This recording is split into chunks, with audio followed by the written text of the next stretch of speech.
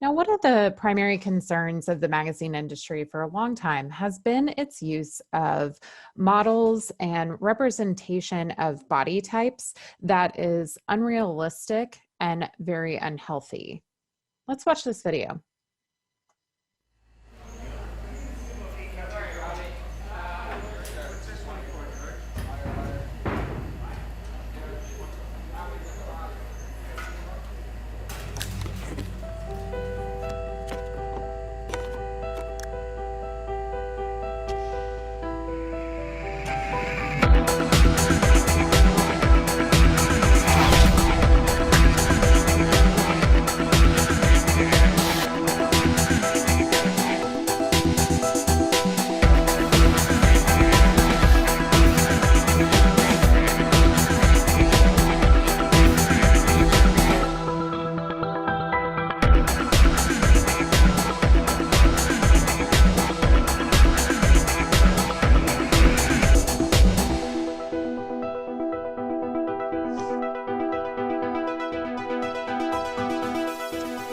Now, as that video shows, the magazine industry has been particularly responsible or culpable in the use of unhealthy body images. The industry has really come under fire in recent years for using models that were not healthy, that promoted a very unrealistic and not really ideal body type for both men and women.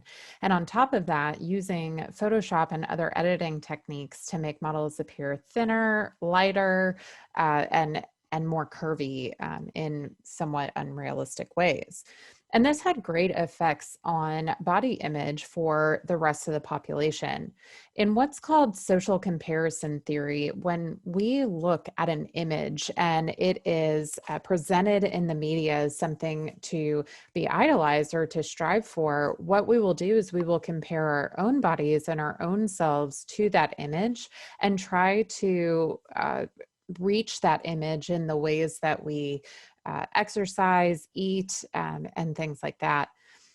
There have been many studies about magazines' impact on body image, particularly in young girls. One study found that 50% of teenage girls reported a desire to be skinny, as skinny as the models that they were seeing in fashion magazines, and that these magazines gave them a body to strive for. These are 13 and 17-year-olds whose bodies haven't even fully developed yet. In a survey of over 500 adolescent girls, 69% acknowledged that images in magazines had influenced their conception about their ideal body weight, and more than 47% reported they wanted to lose weight after seeing these images. And finally, girls who frequently read glamour magazines related to weight loss are 6 times more likely to engage in extreme unhealthy weight control behaviors, such as anorexia, vomiting, taking diet pills, laxatives, things like that, than girls who don't read magazines like that.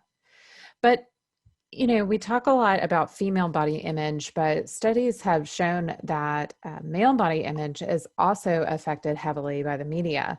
In a survey of college males, all of the participants, and I believe there were over 200 people in this study, all of them failed to identify a single thing about their body that needed no change at all.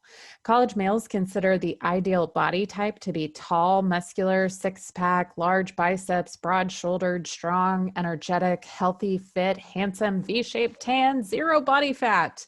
How many of you are really like that? Probably none of you. So it's this mesomorph idea that you just want to be this bulky G.I. Joe type figure. And this tends to affect minority males more, particularly Black males and those within the LGBTQ plus community. And it's really no wonder why, when men's health magazines that are promoted to being healthy, to staying fit, promote that mesomorph body type on their covers, even for minorities and even in Asian populations that have a very difficult time reaching that mesomorph body level. you can see that they are even trying to get some of those models to portray that in the ways that they flex and things like that. So body image affects males and females. So this is where it's important for us to use the critical process of media evaluation to talk about how these images can affect society. The first would be to describe, what are you seeing here? Women that all look pretty much the same, right? You can see the same type of posing, the same types of face structures, that deep low V cuts, a very sexualized image. You may notice that all of these women, while not all white in their ethnicity, are very light toned in these pictures. And that's unfortunately a large problem within the magazine industry. You might also notice the use of words, his 6 secret sex spots, 50 ways to seduce a man, things like that. And so this is promoting an idea that women are just there as sex objects.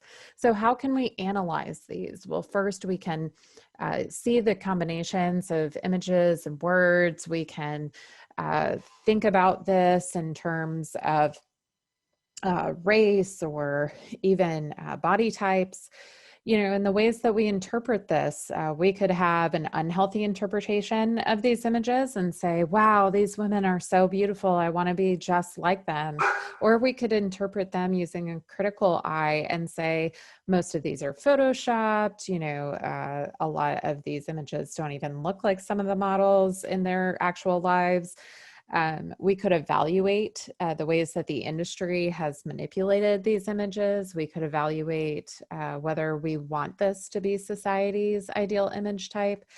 And how can we engage? Well, we can petition editors to actually use healthier standards. We can, promote healthier standards of living in our lives and the lives of maybe your younger siblings. And as you become media writers or even media consumers, ensuring that you're asking for images and representations that are closer to a realistic body type and ideal. In fact, this is one model who was driven to anorexia after modeling in the magazine industry for a long time. Her name is Charlene Joint, and she's leading an effort called #LessIsMore to convince magazines to use less Photoshop within their editing process. So this is one way that she is trying to change an industry that actually hurt her for a very long time. It's not just about body image, though. Magazines tend to portray certain stereotypes about people. You'll notice in a lot of the history lesson that I provided, the magazine images provided were very much about white, middle class, upper class life. And so while we have some groundbreaking moments in time, magazines were particularly driven to popular culture, and they are very whitewashed for the most part. For instance, here with the famous Time magazine cover during the O.J. Simpson trial, Time actually admitted to darkening O.J.'s shot because they thought that it would make him look more menacing, which of course plays into black male stereotype of black males being criminals and scary. So these are also considerations that need to be evaluated and changed within the magazine industry. Another issue is how we portray women of color, particularly within magazines. In a 2015 study, in an analysis of 8 popular magazines from 2011 to 2013, so not all that long ago, this researcher studied over 278 magazine covers and found that in those covers, only 52 women of color were shown, and many of them were using the same women of color, such as Oprah, or Beyonce, things, people like that. And so there was actually very little representation in magazine covers. In fact, out of all the magazine covers reviewed, only 4% showed Black women, only 12% showed Latinas, 2% Asian, and 0 Native American women were featured on the cover. on the cover rather. 90% of the women of color featured were light skinned, meaning that, your Lupitas or darker skinned women of color were not being featured regularly. 90% of covers with women of color also had hypersexualized images, which kind of plays into a lot of stereotypes about Black women. And 42% of those cover images with women of color really focused on how exotic they were and making it seem like they were foreign rather than, true American women of color.